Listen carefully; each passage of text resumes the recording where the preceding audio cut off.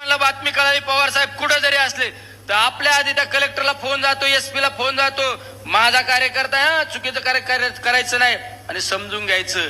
आणि साहेबांचा दम तुम्हाला माहित नाही. हा, मग आम्हाला विचार करावा लागेल. साहेब असे म्हणत आहे, कळतं का तुला? बघून घेतो. बघून नाही, तुम्ही चुकीच्या पद्धतीने जर वागले तर मग आम्हाला विचार करावा लागेल.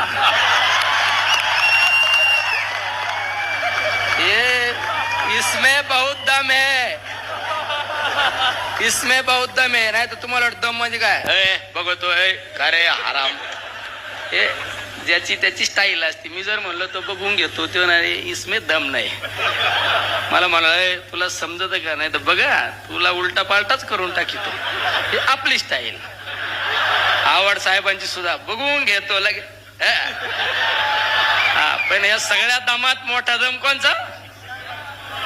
माझ्या समोर एकदा साहेबांनी अशाच एका मोठ्या हस्तीला सांगितलं होतं, निलेश लंके हा माझा कार्यकर्ता आहे, लोकवर्गणीतून विधानसभेची निवडणूक लढवितोय, त्याला जर चुकीच्या पद्धतीने तुम्ही त्रास देण्याचा प्रयत्न केला तर पाहू आपण. अरे महिनाभर झोपला नसेल कार्यकर्ता, बरोबर ना?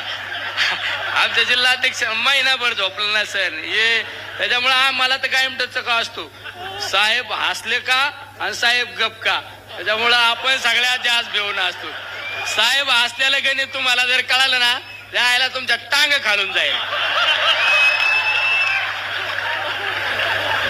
आणि साहेब गप का हे जरी तुम्हाला कळालं ना, त्याला आपण तर तुमच्या समोर लोटांगणच घेईल. अरे हे समजलं नाही म्हणून 55 वर्ष राजकारणात, देशाच्या राजकारणात टिकून राहायला नेता आहे आदरणीय पवार साहेब.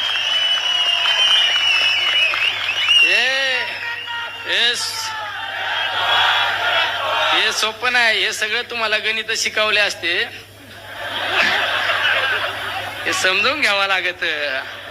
साहेबांसमोर प्राचार्य म्हणून जायचं नाही. साहेबांसमोर साहेब आज्ञाधारक विद्यार्थी आहे.